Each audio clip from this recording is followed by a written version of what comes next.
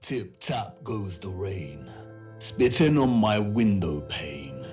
Drip-drip from the trees, sodden earthy and soggy leaves. Splosh, splash, puddle pools, jumping on their way to schools.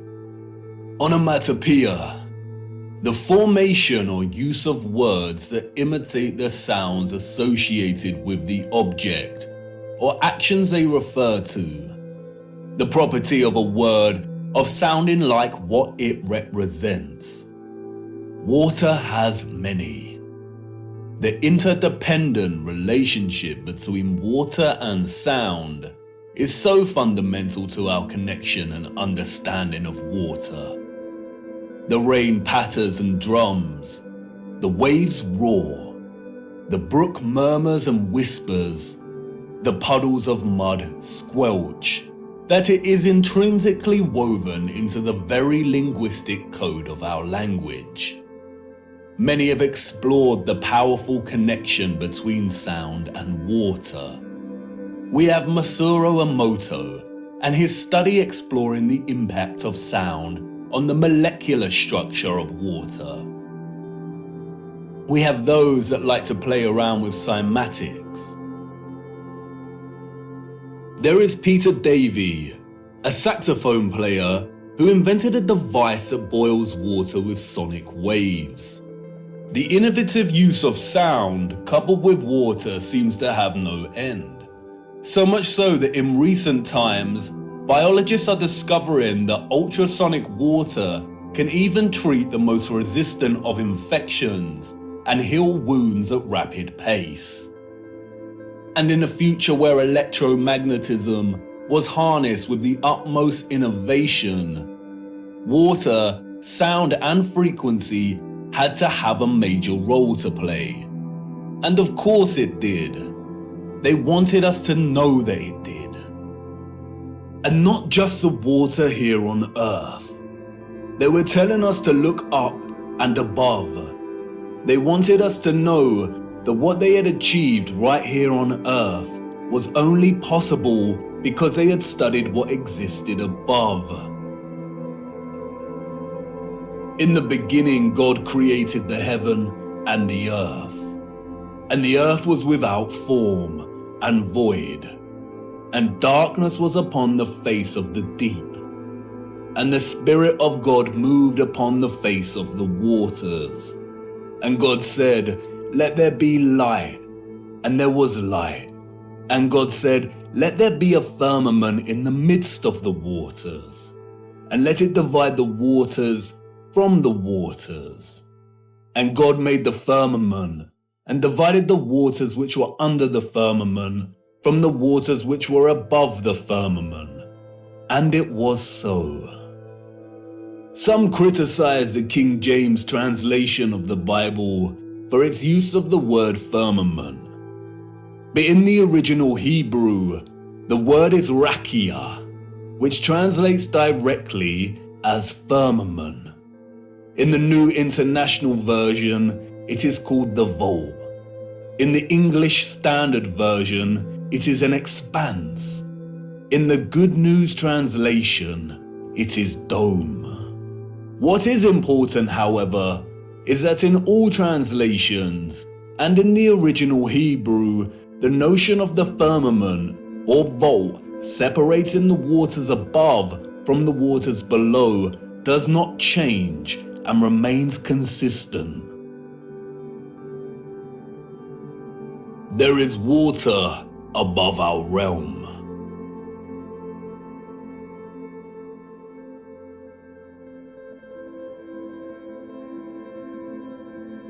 The telescope is an interesting instrument, both at once an apparatus for discovery and simultaneously a weapon of deceit. There are two primary types of telescope, the refractor and the reflector. A refractor uses an objective lens, usually a convex lens, and a reflector utilizes a single or a combination of curved mirrors to reflect light and form an image. Many reflector telescopes use either a concave mirror or a parabolic mirror. This is what a reflection looks like in these mirrors. The eyes we were born with, and which we see the world through, are convex lenses. We do not witness the world through curved mirror reflections. This is Jupiter as seen through a reflecting Newtonian telescope. And despite the slight spherical distortion caused by the reflecting mirrors, this is still not what NASA has shown us. Your mind immediately sees a planet because you have been programmed since birth to associate an image like this with the notion of a planet. Just in the same way you associate the moon with a ball of rock by default.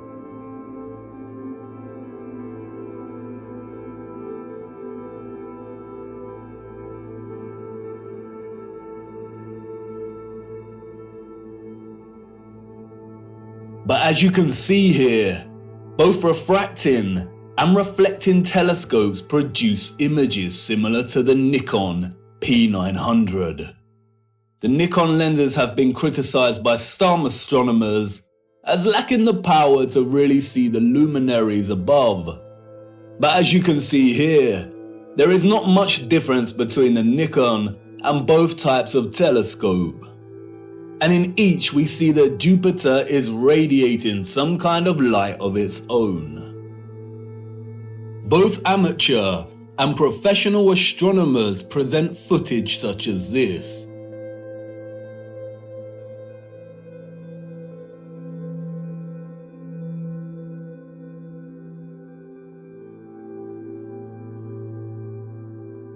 But look what happens next.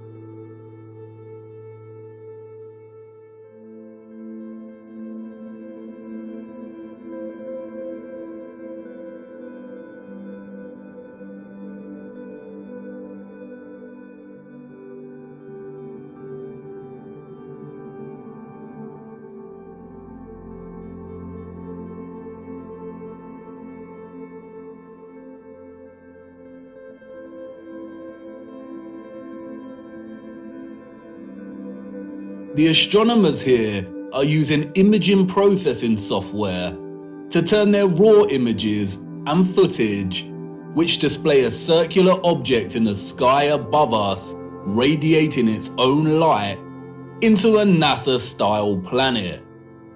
And this type of doctored, processed image is not what we see with our own eyes through these lenses. I am not saying that this is deliberate deception. Astronomy is a practice of its own, but it is very important to never confuse the highly edited images and footage we receive with reality. And it is also worth being mindful of those that are being very manipulative. They are usually the astronomers with the paid sponsorship from magazines and websites. It is also important to note that what we call planets are not actually planets. They are wandering stars, and all of the wandering stars are of a similar nature to the moon. Unlike the rest of the stars above our firmament, their course and journey above us is not fixed and consistent. Their paths deviate from the concentric paths that the rest of the stars consistently make around Polaris. And the reason for this is because they are not located within the waters beyond the firmament. They are very different, and their function is way more occult, and their significance to life here on Earth much more important than we realize. We will be returning to the true nature of the so-called planets and moon later. Back to the waters. Arcturus is one of the brightest stars in the sky. Here is Science magazine's artistic impression of the star. And now here is Arcturus as seen through a refracting telescope. There is no resemblance. What we see through this telescope footage is really similar to what we see when you zoom in on the stars above with a powerful Nikon camera. Many criticize the refracting telescope because it can produce chromatic aberration. Chromatic aberration is a failure of the lens to focus all color to the same point. The result can be purple fringing, and we see that here. Photographs can suffer from chromatic aberration. Interestingly, the Nikon does not produce the same chromatic aberration when zooming in on Arcturus. Therefore, you could say that the Nikon is actually more reliable and stable. Through both the telescopic lens and the Nikon, Arcturus is pulsing, shifting, rippling. It is dancing geometry. Many will jump up from their seats and exclaim, "It's because of atmospheric distortion and light pollution. It's because Arcturus is so far away."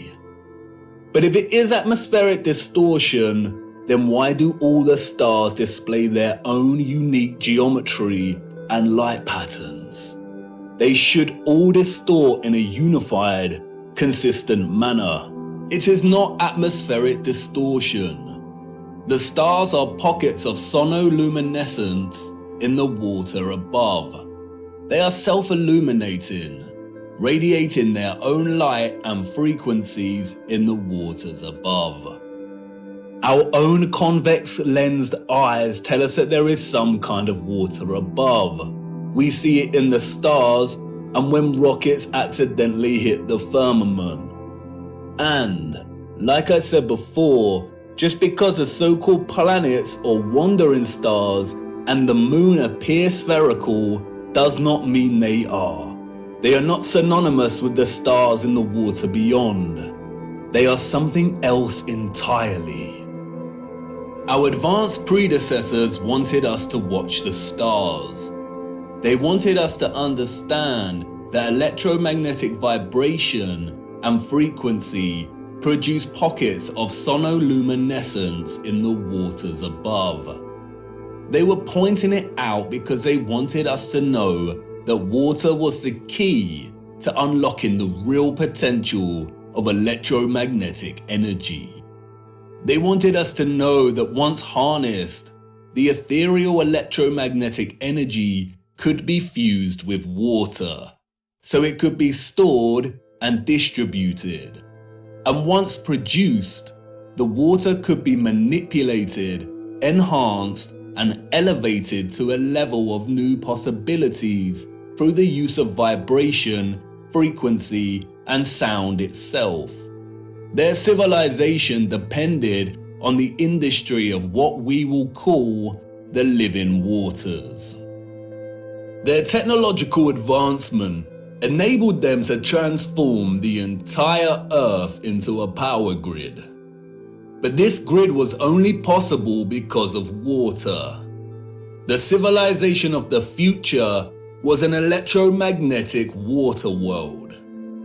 Canals are no great secret. They are found everywhere across our realm, both the great and the small. Most of the great canals around our Earth are connected to the ocean. Salt water is an excellent conductor of electricity. Sodium chloride is ionized. We have the Corinth Canal, connected to the Aegean Sea. We have the Panama Canal that connects both the Atlantic and Pacific Oceans.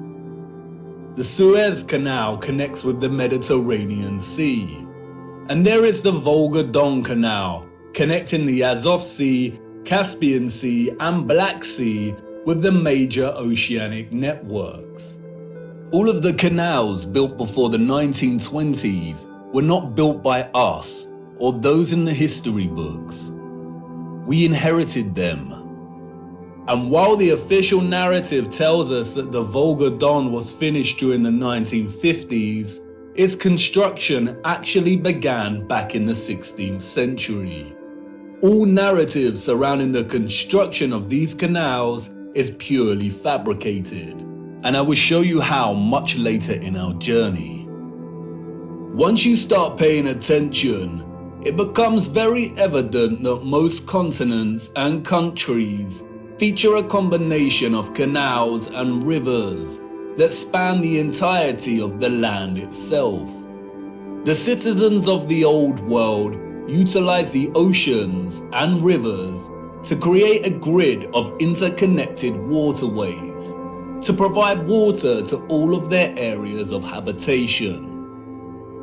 In order to pass difficult sections and keep the supply going, they would build aqueducts and viaducts.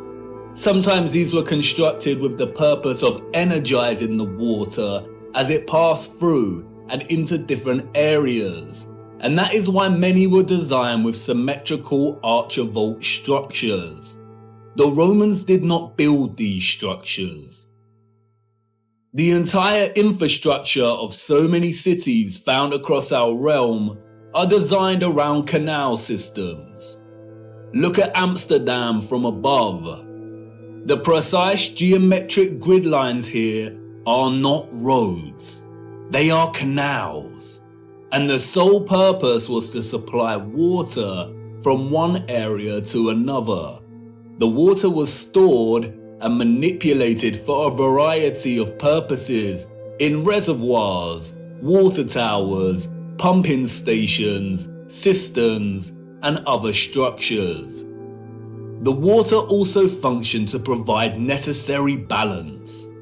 A complex grid of electromagnetic production, distribution, and consumption would generate a lot of heat and magnetism.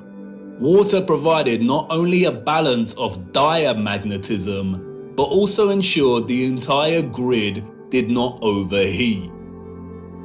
When looking at all the magnificent generators and other instruments of power from the old world, we can always find water nearby, or the remains of water storage. Sometimes this is hidden primarily underground. Many do not realize that many so-called Victorian cisterns and reservoirs run very far under a lot of our cities, and other times it is a central characteristic feature of these structures. An example of which is what the controllers have redesignated as castle moats. The electromagnetic water grid was not just an energized version of what we are already familiar with in our cities and towns. It was much, much, much more. It was way more magnificent, impressive, and futuristic than we could even imagine. The grid was connected to central, bigger power stations, or what is more appropriately termed star stations. Sometimes these were isolated stations, and other times they comprised entire cities. We are going to have to fly to a higher altitude for this. I need to show you. Hold on tight now and keep your eyes open. Look.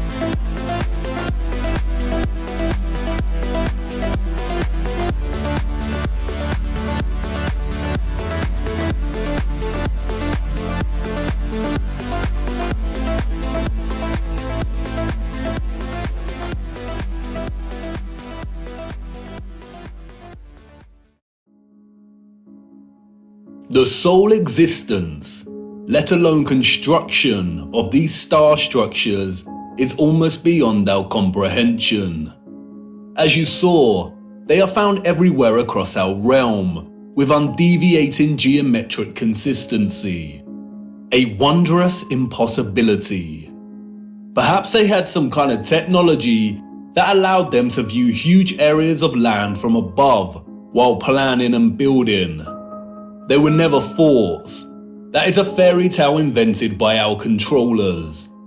The stunning geometric precision and symmetry of the star structures would most likely have functioned to enhance the power of the generators and to etherize the water, or turn the water into living, energized water. We can see from comparing some of these ruined sites, and some left a little more intact, that water would have been present throughout the structure. Before the controllers destroyed and drained most of these structures, they were full of water. They were connected to rivers and canals and the oceans. They were a key component of the entire power grid.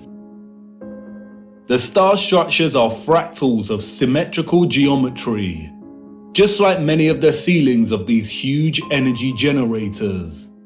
And, like the acoustic cavity magnetrons and resonators, the symmetrical sharp diagonal walls would have caused the ions to perpetually vibrate. Old plans and illustrations, which have no doubt been edited or manipulated in some way or another, offer suggestion as to how complex, integrated, and essential the star geometry was to the entire grid. Look at Paris here. It isn't obvious at first glance, but upon closer inspection, we come to realize that the entirety of Paris was itself a star station, or a star city. And like with everything else constructed in the old world, these structures were at once functional and a celebration of the source of their innovation. Look closer at the star geometry here. Can you see the resemblance? The snowflake. Do you remember what happened in Masaru Emoto's experiment on water? Ethereal vibration expressing itself through water's molecular structure. Those of the old world had perfected this science. They knew the key to releasing electromagnetism's potential was through sound and water. Just imagine what they were able to achieve. Sound, vibration, and frequency was just as integral to the success of their technology as water was. Those of the old world did not hide their adoration for sound. Traces of this love for sound are everywhere. These structures were literally instruments of power, or as the so-called Goethe put it so succinctly elsewhere, music is liquid architecture. Architecture is frozen music. This is why so many generators, capacitors, power stations, and intermediates feature holes, pediments, dentils, indentations, and complex 3D ornamentation. They were structural openings to manipulate sound waves, the vibrations and acoustics, so they could tune the electromagnetic energy in conjunction with the water in a variety of ways to achieve different results. They were similar to the aerophone instruments such as the flute, the pipe, the recorder, the bassoon, and the trumpet. The old world revered the geometry of the star because it was through the study of the stars in the waters above that they learned the power of fusing electromagnetism, vibration, and frequency with water itself. They all work harmoniously and in concert with one another. This interconnected and interdependent energetic relationship is what makes the stars and all life itself possible in the first place. Look a little closer at the dancing geometry of the sonoluminescent stars beyond the firmament. Do they remind you of something else?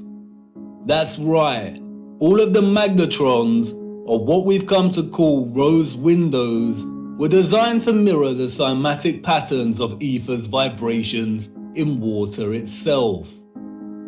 Artist Tanya Harris was onto something in 2013 when she turned her attention to studying and recording the silent resonant frequency of churches.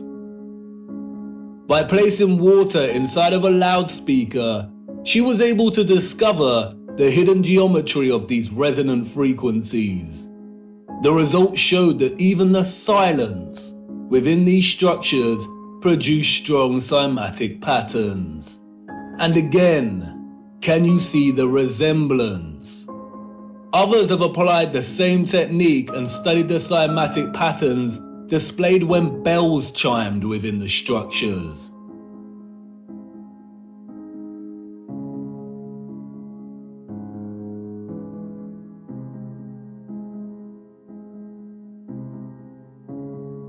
Look at the patterns.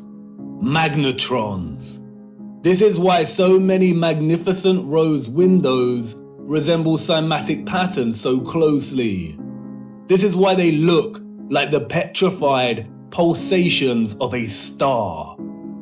The entire ceilings of many cathedrals also mirror this sacred cymatic geometry. This is why so many of the structures contain huge bells and chiming clocks. The tolling bells would emit powerful vibrations and frequencies and influence an entire area's water supply. The sound would influence the molecular structure of the water, which was then used for a variety of purposes. And that's not all.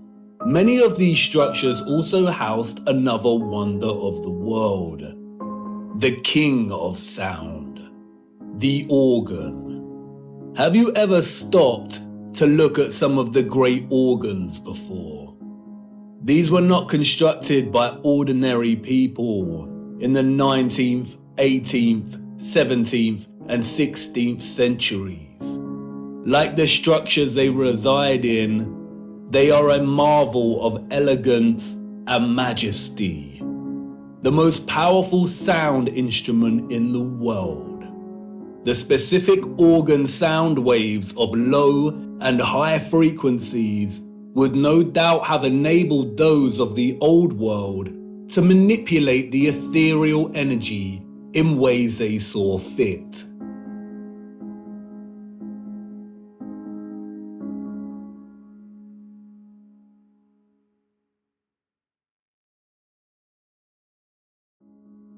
The magnetron rose windows that would not have contained glass would amplify these sound waves, which in turn would influence the molecular structure and properties of the etherized living water. Organs would have had multiple uses, perhaps providing entire towns with specific resonant frequencies for good health and prosperity. The specific functions of the organ have been deliberately hidden and withheld from our knowledge. Interestingly, the official history states that the first organs of the world were water organs, in which the power source pushing the air is derived by water from a natural source or by a manual pump. No doubt a deceptive half-truth disguising the instrument's true interaction with water. And like I said before, most of these structures had areas nearby to store and hold large quantities of water. Many of the structures feature underground cavities or huge cisterns, some of which have been drained and some kept intact. Sometimes the cistern was located apart from and outside of the structure. The controllers have redesignated many of these areas as Roman baths. That's why Bath Cathedral in England is located right next to the Roman baths. The water was also stored in red brick power stations, capacitors, or water towers. Open rectangular sites, reservoirs, wells, and step wells. This is why step wells were constructed with precise geometric patterns. Again, the symmetrical structures here work to encourage oscillation or vibration of the ions. They kept the water electromagnetically charged, and the aqueducts and viaducts would have worked in a similar fashion. It is likely that a lot of the huge electromagnets we see scattered across our realm would have actually straddled passing water, much like we see on the Volga-Don Canal, even though it's unlikely that the Volga Arch is original, and that many roads themselves were constructed during the Great Reset. It is likely that the inheritors of the 19th century were instructed to drain and fill many of the tributaries that once carried water. That's why we see drained castle moats and star stations. Perhaps that's what a lot of the surplus mud we see during this period was used for. Perhaps a lot of homes and buildings were constructed with underground chambers to store their own personal supply of living water, and these areas were destroyed, filled in, and forever hidden with vast amounts of mud during the 19th century. The use of electromagnetism, sound waves, and water would have had endless applications and uses in the old world, most of which we will never know about. But many structural remains do offer a lot of clues. The abundance of remarkable and impossible stately homes, halls, and manors found throughout our realm all point to the mass-scale farming practices of the old world. We travel miles to marvel at their beauty and grandeur. But more impressive than the structures themselves are their gardens and water gardens. We have the Palace of Versailles, Schwetzingen Palace, the Royal Palace of Caserta, Nymphenburg Palace, Herrenhausen Palace. Even today, they still retain much of their splendor and brilliance. But it's when we look at some of the old plans of these areas that we realize just how otherworldly these sites were. They were never constructed to house the elite. They were the farms of old. Look at the gardens.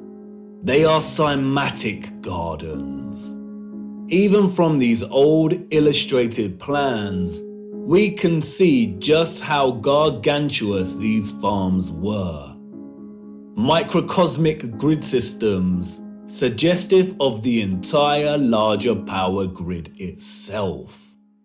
The cymatic gardens were likely grids cultivated with sound and the living water to grow food, herbs, and who knows what else. Even contemporary scientists openly acknowledge that sound waves strongly influence the growth of fruit, vegetables, and crops. And to this day, some of these structures retain a lot of their glory when viewed from above. The Palace of Versailles, a wondrous geometric marvel, a collection of impossible structures, extraordinary cymatic gardens, and water systems. Let's venture closer into the Palace of Versailles and have a look. Hold on now. Wait, what? This is not the Palace of Versailles. I really need to fix this thing. It's been acting up a lot lately. Where are we? Wait a minute. I recognize this place. Memories from a long time ago. This is Chatsworth House in the Peak District, England. Oh well, this should do. Come on, let's see what we can find. Chatsworth House was completed in 1708, we are told. Its story, much like the story of the entire Peak District, is a fabrication, a complete lie. The place has changed much over the years. It is situated beneath two large bodies of water, the Emperor and Swiss Lake. The water from the lakes is channeled across a broken aqueduct before falling 79 feet and meandering gently down the hills in complex waterways and running right into Chatsworth Estate. The waters feed the estate's own lakes, rivers and streams through a series of runways and a multitude of complex tunnels beneath the estate and the structure itself. Due to the estate's repurposing, much of this remains hidden, but you can see the tunnels quite clearly here, snaking their way down. It is one interconnected water system. Waterways deliver themselves into waterfalls at the impressive rockery before continuing on their journey. All of the water gathers into a central, rectangular front piece which feeds the Emperor Fountain. The water then continues underground until it pours into the River Derwent, a 66-mile-long tributary of the River Trent, which runs throughout the Peak District. While much of the estate has undergone some serious restoration, which is actually a fancy, deceptive word for criminal gutting and destruction of technology, there are a lot of haunting remains of its former glory. It is important to note that unlike many of the huge energy generators, Chatsworth House was probably partially occupied. By farmers, that is. The central engine was located off-site and has been subsequently removed and repurposed as a larder to store hunted game. This magnificent, gorgeous structure would have functioned as a small generator, which also contained a small engine in its center. It was repurposed as the stables. The horses of the 19th century clearly lived better lives than most of the population. Above, atop of the hill next to the Emperor and Swiss Lake, we can see the quadruple capacitor or water tower. This was repurposed as a hunting tower. But stalking the 105-acre grounds, a visitor with eyes to see might spot some unusual sights. One of which is the half-ruined obelisk hidden away in the tangled overgrowth at the bottom of the hill below the lake. The official, controlled history that visitors receive when touring Chatsworth conveniently leaves out any mention of the obelisk. For you see, the hunting tower was not Chatsworth's only capacitor. The entire estate needed constant water storage to fulfill its energetic requirements and purposes. There are many odd structures dotted around that remain unexplained. And then there is this, the Cascade, a true little wonder. The dome, a series of toroidal circles that rise to meet the smaller copper dome. They tread carefully here, making sure they force a distorted history on you. But, as always, they cannot help themselves. They just have to tell you in their own roundabout controlled manner. As the placard states, water can be made to flow over the roof and out of 13 spouts. Some of these spouts are crafted in the form of immaculate stone dolphins and giant fish. There are even hidden jets in the floor, they tell us. The water is received from the lakes above and is used twice more in its journey to meet the River Derwent below. Once in the South Lawn Fountain, and again the private West Garden. But look closer at what they acknowledge. Each step of the cascade is different from the one below and above it to vary the sound of the falling water. This was allegedly built in 1703. Why would an 18th century people be concerned with varying the sound of falling water? How did they even have the knowledge and skills to manipulate the sound of water like this? And it's everywhere in the estate. The waterways, streams, and rivers all meander gently down to rest briefly at ponds and lakes before continuing their journey toward the River Derwent. Their journey is one of such splendid sounds.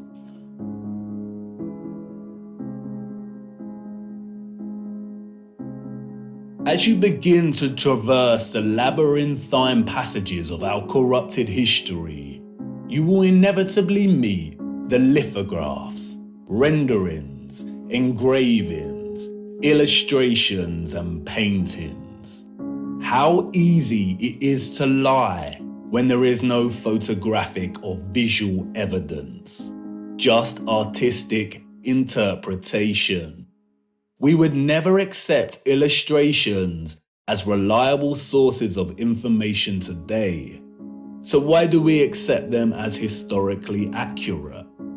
And while these are not to be trusted, devoting some time to browsing their particulars can yield some interesting insights.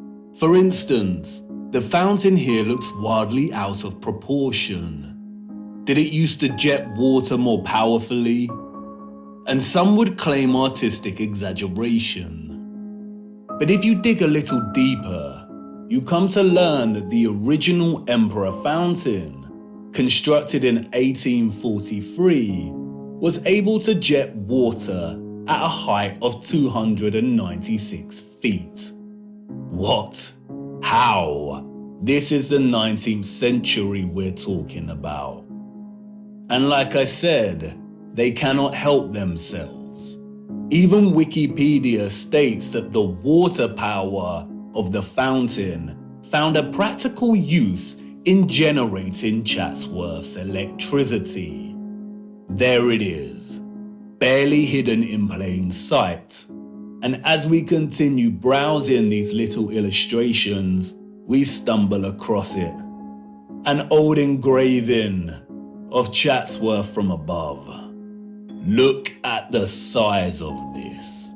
Cymatic gardens, rows and rows of crops, large bodies of water that are no longer there. And again, many would claim artistic exaggeration, the unreliability and inaccuracy of illustrations, and rightly so. But when we look at Chatsworth from above on Google Earth, what is this we find? Shadows on the ground across from the river? No, these are the markings of old infrastructure that was torn down. The markings suggest there was once a bridge here, a bridge we see in the illustration.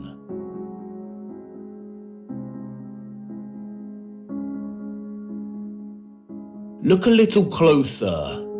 An octagon with the clear outline of an old generator.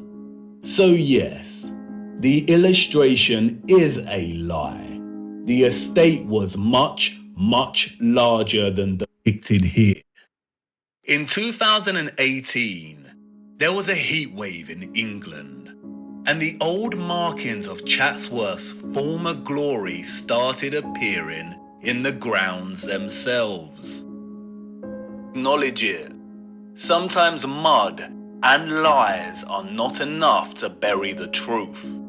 Chatsworth was a huge farm in the old world. As I said before, the illustrations and paintings are not to be trusted.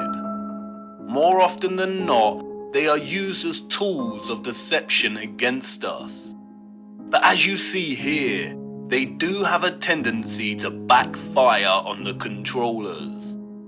Just like with the plans of star stations and cities, our own technological access to tools such as Google Earth validate these old plans and illustrations as half-truths.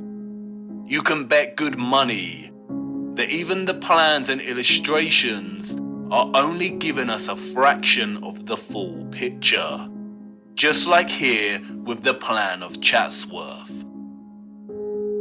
And it's in Chatsworth that we encounter the first of many acts of barbaric desecration by the hands of the enemy. Chatsworth's great conservatory stood immense until destroyed in 1920. It was 84 meters long and 20 meters high, and constructed, they say, in 1840 before the establishment of automatic glass manufacturing. Huge interconnected tunnels and water pipes collected under the ground of the structure to provide heating via boilers and hot water. An engineering feat as impossible as the construction of the structure itself. It was designed by Chatsworth's gardener, Joseph Paxton.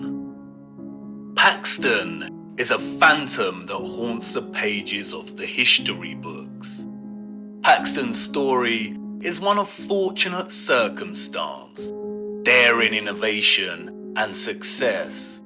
It is, unfortunately, a dishonest story, an unconvincing fiction. We are told that Paxton secured a gardening role when he was 20 years old, while working at Chiswick Gardens.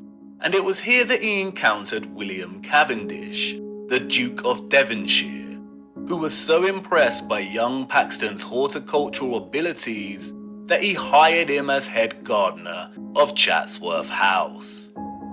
Paxton is responsible for creating the following: Chatsworth's Arboretum, its rockery, the Emperor Fountain.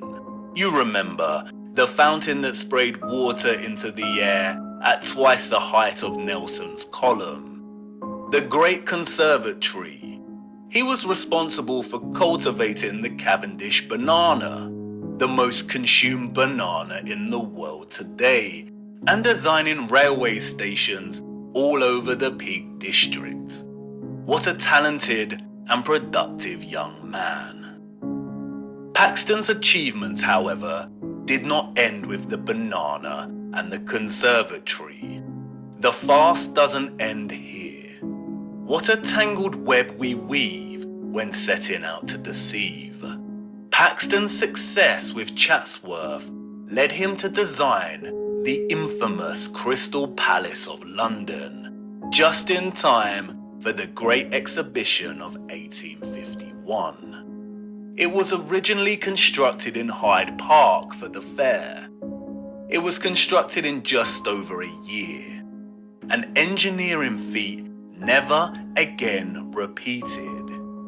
It was made from more than 1,000 iron bars, and its overall mass comprised of over 4,000 tons of iron. The Chance Brothers Glassworks in Smethwick provided the 300,000 sheets of glass. Remember, this was before automatic glass manufacturing. This is the glassworks in which the glass was produced. A simple maths equation gives us an average of 822 glass panes produced every day, 7 days a week, for a year. Right here in this factory. This was Paxton's initial planned sketch for the structure. He went from this to this in a year. Furthermore, the entire Crystal Palace was able to house gigantic trees, and they had to board a lot of the glass panes up and cover a lot of the top of the structure during the World's Fair exhibition because the interior of the structure became too hot. Wouldn't Paxton, who designed the Chatsworth Conservatory, know that a huge glass palace would produce immense heat? The entire narrative soon dissolves into stupidity when we realize that a year later, in 1852, they dismantled the Crystal Palace and moved the entire structure to Sydenham in southeast London, where it was rebuilt with 2 additional huge water towers at either end of the monstrous structure. Interestingly, no photographic evidence of the original Hyde Park Palace exists. Just illustrations. Wouldn't the structure have been the focus of many photographers during the opening of the Great Exhibition of 1851, the first of its kind? It is highly likely there were either 2 of these crystal palaces in London, and both destroyed, or the Hyde Park Palace is just an outright lie. Interestingly, a few years after its relocation to Sydenham, this map of the palace was produced, all designed at the hand of our genius gardener. He struggled with the water supply, we are told. After all, supplying 12,000 fountains, 2 of which shot water 250 feet into the air, and the various cascades would be a difficult task to achieve. But clearly not for Paxton. He made it happen. Interestingly, the Crystal Palace also featured one of these impossible, grand, and spectacular organs. Oh, and if that wasn't enough, while Mr. Paxton was redesigning the Crystal Palace at Sydenham, he was also designing the glorious Mentmore Towers for none other than Baron Mayer Rothschild. Who would have thought that a random, young 20-something gardener would go on to be responsible for some of the most impossible and impressive engineering feats in history? Let's also not forget about his banana. Paxton is an example of the enemy's laziness when it comes to hiding our true history. It is not fathomable or even possible for the citizens of the 19th century to have even built these structures, let alone assign their inception to one sole man. The Crystal Palace and its gardens, just like Chatsworth, were huge farming grids that used the living water in conjunction with sound and electromagnetic energy to cultivate a whole range of wondrous produce. Kew Gardens in London is another example. The abundant electromagnetic energy was able to produce conditions of heat with ease, and the vibrational frequencies encouraged growth. Perhaps that's why Crystal Palace housed a grand organ, utilizing frequencies and vibrations to enable the growth of produce. And that's why the controllers were able to assign the cultivation of the banana, an exotic fruit, to a fabricated Englishman. The technology already established in England was able to grow many things with ease. Among other impressive horticultural achievements attributed to Paxton's genius were the perfect pineapples, another tropical fruit he grew at Chatsworth. He grew enormous lily pads, which could hold the weight of a human. He grew gigantic sequoia redwoods at Chatsworth, which usually only thrive in humid conditions. He grew them with ease, and many of these redwoods remain today, a spectacular sight to behold. It's probably worth noting that among Paxton's many other talents, Wikipedia also tells us that he became quite skilled in moving gigantic trees, as well as gigantic crystal palaces. The largest of these trees weighing 7,000 kilograms. How? With horse and cart? Why are humans so gullible? They destroyed the beautiful and impossible Chatsworth Conservatory in 1920.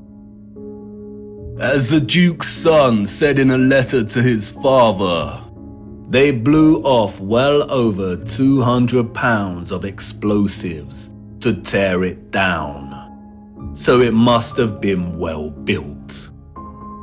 The structures of the old world were built to stand for centuries. What a great shame. The lies surrounding the Peak District do not end with Paxton. The entire national park was one gigantic interconnected electromagnetic water system of the old world. It was most likely one of Britain's primary suppliers of farming goods. The national park boasts one of the largest collections of stately homes, halls and manors, all of which would have functioned as huge farms. It was also a regional retreat that specialized in healing. Yes, that's right, healing. The Peak District is home to two large towns, Matlock and Buxton. Buxton is famous for its bottled water, and Matlock is renowned for its historical baths. Even today, both towns boast an enviable collection of old world structures.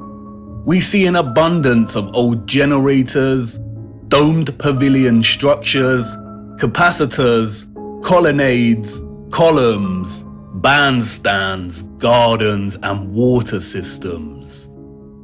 Overlooking the town of Matlock is Ribber Castle. Its silhouetted frame and turrets stand regal in the distance. It is a derelict structure and has been derelict for over a century.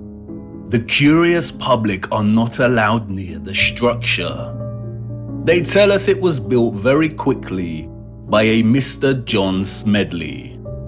Smedley was, we are told, an industrialist. By the 1850s, he had become the driving force behind Matlock's hydropathic industry. Hydropathy is the practice of healing and curing diseases through the use of water. The official narrative states that Smedley built Smedley's Hydro, which sits on Smedley Street in Matlock. It is now a government council building. Smedley's Hydro was just one of the hydropathies in the region. At one point, we are told, there were over 20 hydropathic establishments in the region. Just look at these structures. Smedley did not build the Hydro. Its structure and immense water tower evades his capabilities and the capabilities of all the 19th century citizens. The citizens of the 19th century Peak District inherited all of this infrastructure, and the controllers of our realm knew that they needed to squash any possibility of it being used for its original intended purposes, or for any of the inheritors to discover the truth. It was just too obvious, and soon someone amongst the crowd might start putting two and two together. So they did what they do best and employed a puppet. But unlike Paxton, who was able to achieve fame and fortune for taking all of the credit, Smedley had a different role to play. A role that many puppets in our society today still play. His mission was to carefully control the introduction of hydropathy, only for it to be declared primitive or fraudulent, and then subsequently buried and eradicated as a serious practice. His story is a very similar story to another enemy puppet that has gained a lot more attention over the years.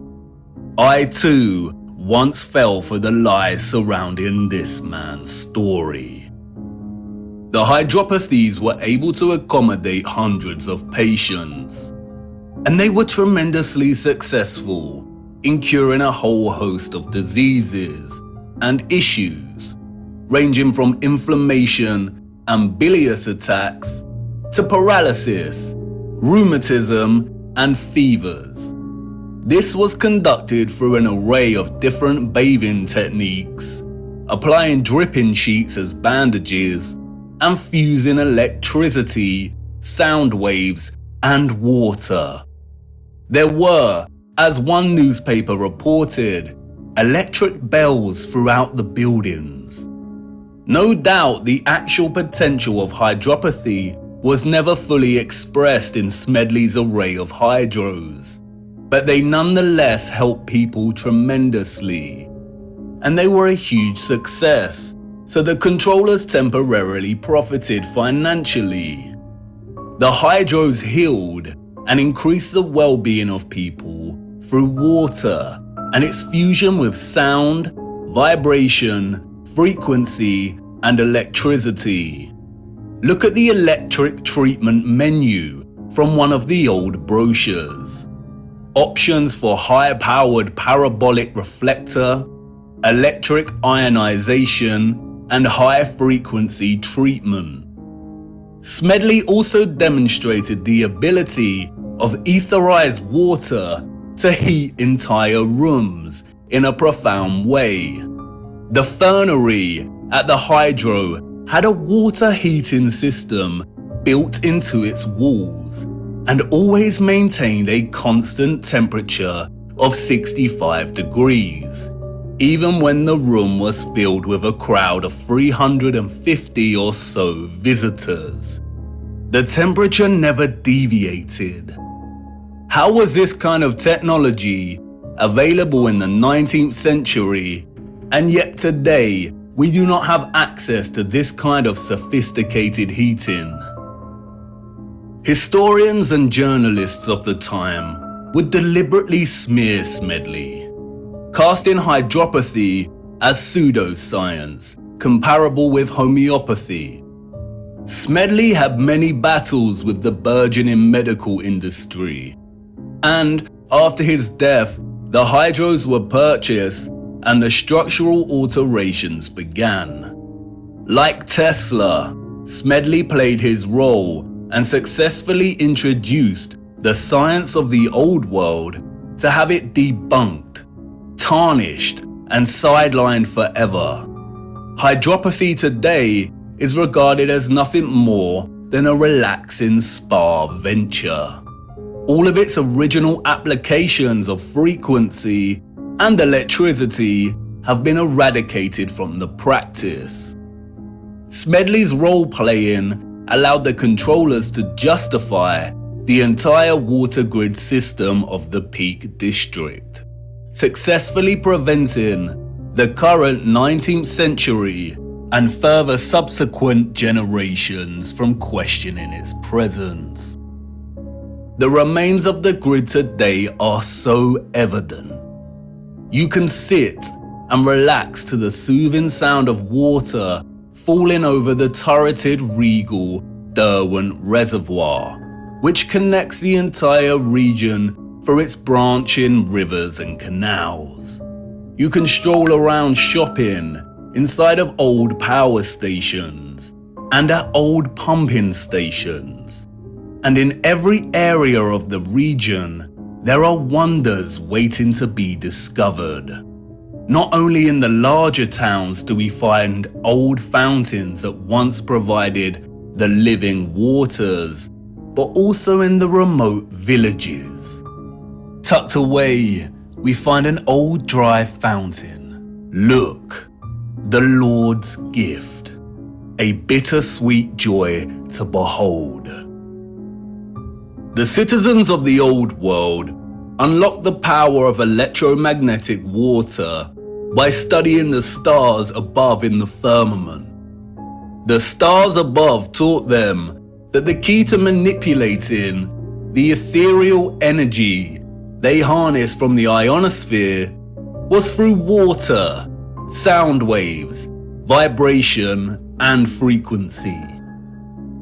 They honored this gift by constructing domes, by crafting star cities, cymatic magnetrons, and praising the Lord and Holy Spirit for the living waters they received in return. They understood the firmament as both scientists and disciples.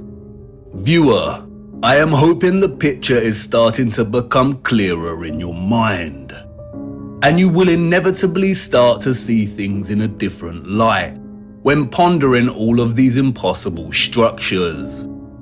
It is not a coincidence that some structures like the Colosseum are also referred to as amphitheaters. Have you seen them from above? They look like speakers.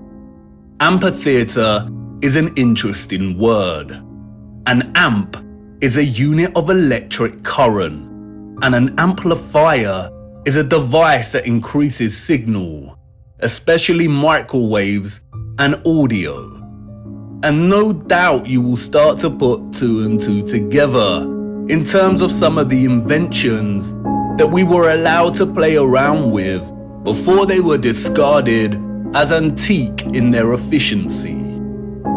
But time is of the essence. We could ponder examples of the old world's electromagnetic water grid system for hours, but I encourage you to get out and hunt down these structures yourself and to document them in your own time. We have to move on. We need to start. Wait, what? You want to know if these came from the old world? Yes, they did. And they are extremely important. The inevitable ticking of the clock. A deeply unsettling instrument, but unavoidable. I need to show you one more missing piece of the electromagnetic puzzle first, and then we will take a closer look at these timekeeping instruments. Come on, let's keep moving.